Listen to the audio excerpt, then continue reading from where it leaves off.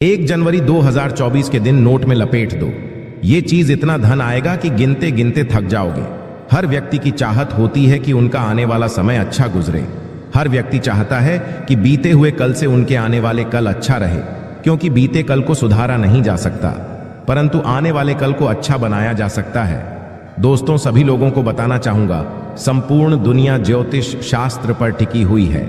आप माने या न माने, ग्रह अपना चाल जब बदलता है तो आपने अवश्य देखा होगा कि जब ग्रह अपना चाल बदलता है तो बिल्कुल ही आपको आवश्यकता से ज्यादा कभी कभी धन हासिल होना शुरू हो जाते हैं, धन मिलने शुरू हो जाते हैं। कभी जब ग्रह अपना चाल बदलता है तो धन आने के मार्ग शुरू हो जाते हैं। ये सब हमारे कर्म एवं चढ़ाव के कारण होता है। तो आज की वंदर है, मैं चाहूंगा कि 2000 में आपको कौन से काम करने चाहिए, कौन से उपाय करना चाहिए, जिससे आपको निरंतर पूरे वर्ष, बिल्कुल ही पूरे वर्ष आपके जीवन में धन का अभाव ही ना हो और पूरे वर्ष धन दौलत आपके पास में सदैव बने रहे। यदि आप चाहते हैं कि 2024 आपके लिए लकी साबित हो, 2024 धनवान बने, करोड़पति बने, आपके घर में सुख शांति का वास सदैव बना रहे, तो इस वीडियो को शुरू से लेकर आखिरी तक पूरा जरूर देखना। वीडियो को आधे बीच में छोड़कर के जाते नहीं हैं, पूरा देखिएगा। इसमें नुकसान आपका ही यानी है।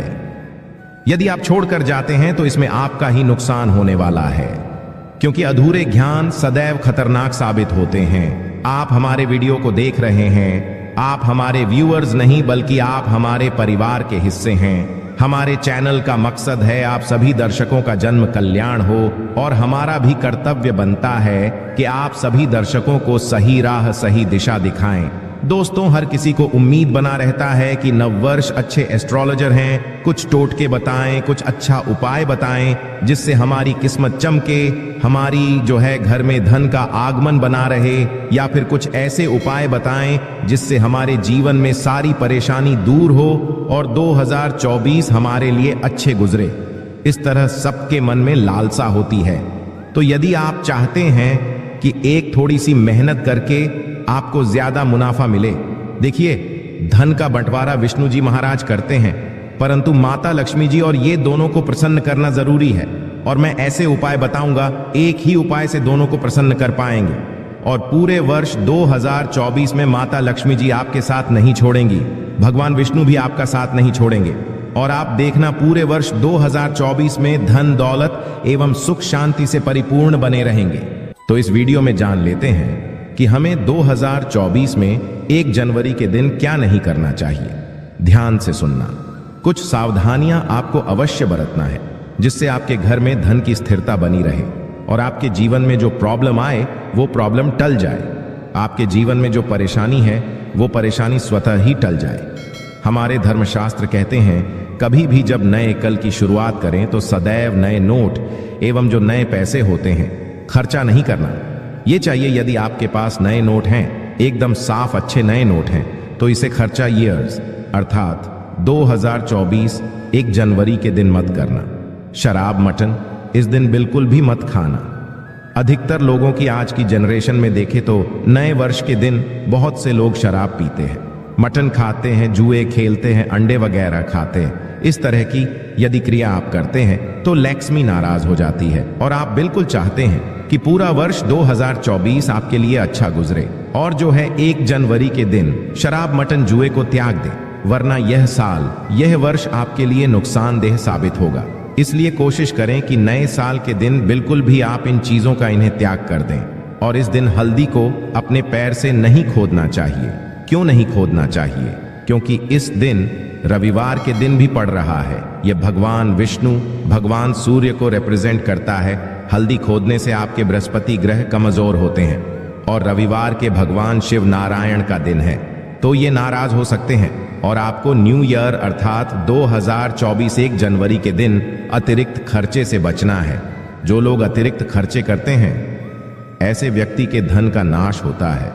तेज वाहन बिल्कुल ही नहीं चलाना है इस दिन। इसी के साथ 1 जनवरी के दिन चाकू, कैंची, हथियार ये बिल्कुल घर में खरीद करके मत लाना, पश्चात में ला सकते हैं, परंतु नए साल के पहले दिन बिल्कुल भी आप साल के वर्ष के पहले दिन बिल्कुल भी ना खरीदें।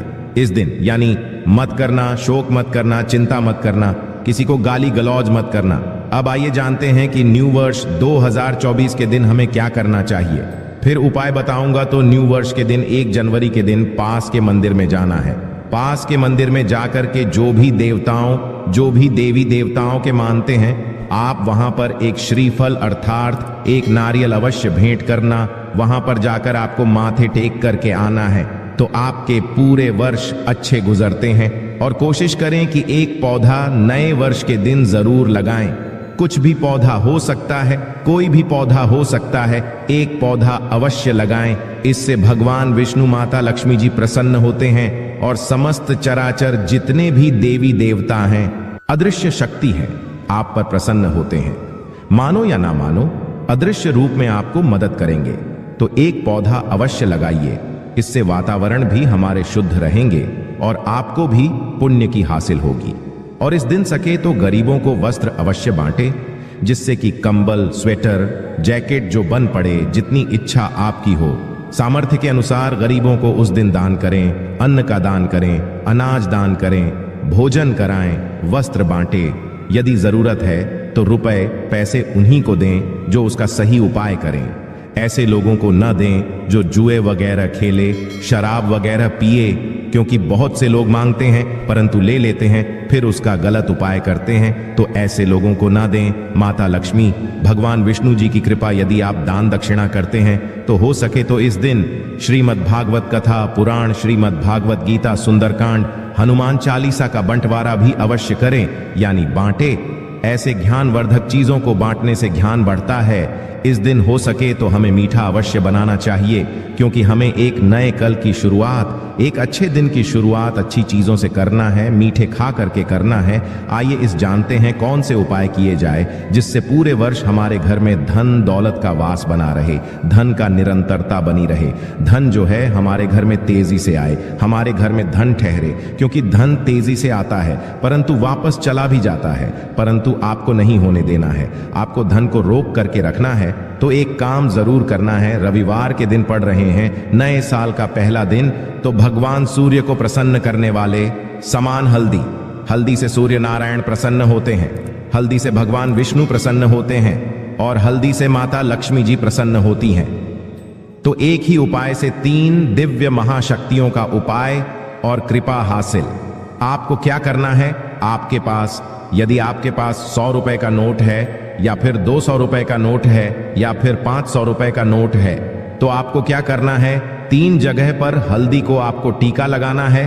3 जगह आपको हल्दी का टीका लगाना है और हल्दी का लगाने के पश्चात आप चाहते हैं तो छोटे छोटे हल्दी के 3 टुकड़े भी रख सकते हैं इन नोट पर। इस नोट को मौली धागे से लिपट करके आप फिर इसे करें, यानी कि मौली धागे लपेट करके रख दें। फिर इस पैसा रखने वाले स्थान पर, जहां की अलमारी है, तिजोरी है या पूजन करते हैं, उस स्थान पर रख सकते हैं या घर के उत्तर दिशा में रख सकते हैं। परंतु एक बात का विशेष ध्यान रखना, नोट कटे फिटे नहीं होने चाहिए, साफ स्वच्छ होना चाहिए। पहले से उस नोट में किसी भी तरह की लिखावट नहीं होनी चाहिए। 100 रुपए, 10 रुपए, 500 रुपए ऐसे ही नोट आपको लेना है और 100 रुपए के आपको नीचे के नोट नहीं लेना है। 100 रुपए का नोट लेंगे तो आपको 100 गुना उत्तम फल हासिल होगा। 10 रुपए का नोट लेंगे तो 200 गुना, 500 का लेंगे तो 500 गुना आपको फल हासिल होगा। परंतु एक बात सदैव ध्यान रखना, धन सदैव के खींचने का काम करते हैं। मैं जो चीजें रखने के लिए बता रहा हूं, ये ज्योतिष शास्त्र के अनुसार हल्दी, क्योंकि हल्दी से भगवान विष्णु, महालक्ष्मी जी प्रसन्न होते हैं, इनकी कृपा हासिल होती है। तो एक साथ सूक्ष्म नोट पर हल्दी के टुकड़े रखिए, ये फिर इसका टीका लगाइए, मौली धागे में बांध करके घर के उत्तर दिशा में तिजोरी में रख दें। पूरे वर्ष आपके घर में धन का आगमन बना रहेगा और धन खींचा चला आएगा, मां कृपा बरसेगी। दूसरा उपाय, धनिया तो आप अवश्य रखते होंगे, तो धनिया के डब्बे में 1 रुपए का सिक्का, धनिये के डब्बे में आपको क्या डाल देना है, क्योंकि धन धन को खींचने का काम करता है। धनिया का सीधा संबंध धन की देवी माता लक्ष्मी से होता है, धन से होता है। यदि आप इसे ज्योतिष की सलाह के अनुसार धनिया के डब्बे में 1 रुपए का सिक्का डाल देते हैं और इस सिक्के को आपको खर्च नहीं करना है, पूरे वर्ष इस सिक्के को रहने देना है, इसे निकालना नहीं है।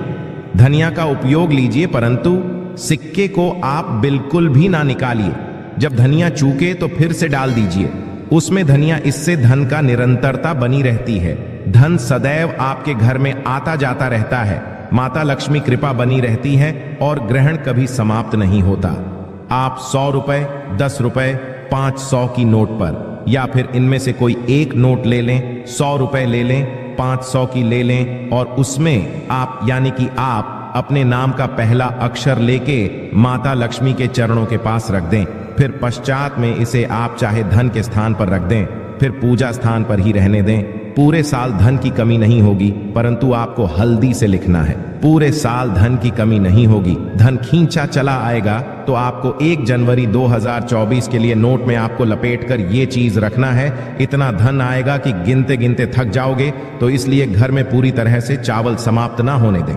सदैव कोशिश कि आपको चावल कभी किसी से उधार ना लेना पड़े। वैसे तो चावल दान करना शुभ समझा जाता है, परंतु चावल का दान करना तभी सही है जब आपके पास इसकी कमी ना हो। खाना बनाने के लिए ज्यादातर लोग सरसों के तेल का ही इस्तेमाल करते हैं। अक्सर सरसों का तेल समाप्त होने के पश्चात ही मार्केट से दूसरा तेल लाते हैं। ऐसा करने से बचें, क्योंकि घर में रखा सरसों का तेल शनि ग्रह से संबंधित समझा जाता है। ऐसी मान्यता कि घर के किचन में सरसों का तेल कभी समाप्त नहीं होना चाहिए। ऐसा होने से आप शनि देव के क्रोध का शिकार हो सकते हैं। आप किचन में सरसों का तेल पूरी तरह से समाप्त होने से पहले ही डिब्बे में नया तेल भरने का इंतजाम करें। परंतु ध्यान रहे, सरसों का तेल भी मंगलवार और शनिवार के दिन खरीदकर घर में नहीं लाना चाहिए और ना ही इस दिन किसी को सरसों का तेल उधार देना या लेना चाहिए। संभव हो तो आप शनिवार दिन सरसों का तेल दान अवश्य करें। ऐसा करने से शनिदेव आपके ऊपर प्रसन्न होंगे और उनकी कृपा आपके ऊपर बनी रहेगी। नमक के बिना भोजन का स्वाद गायब हो जाता है। इसी तरह यदि किचन में नमक खत्म हो जाए तो जीवन भी बेस कर सकता है। इसलिए वास्तुशास्त्र के अनुसार किचन में कभी भी नमक का डिब्बा खाली नहीं होने देना चाहिए। ऐसा समझा जाता है कि नमक पूरी तरह से समाप्त होने पर राहु की नजर घर पर पड़ती है। ऐसे में कि काम बिगड़ने लगते हैं और उन्हें फाइनेंशियल प्रॉब्लम झेलनी पड़ जाती है। ज्योतिष शास्त्र में भी नमक को राहु का प्रतीक समझा गया है। ऐसे में ध्यान रखिए कि किचन में नमक कभी भी पूरी तरह से ना होने दें। नमक का डिब्बा कभी पूरी तरह से खाली ना करें, उसमें थोड़ा सा नमक जरूर छोड़ दें।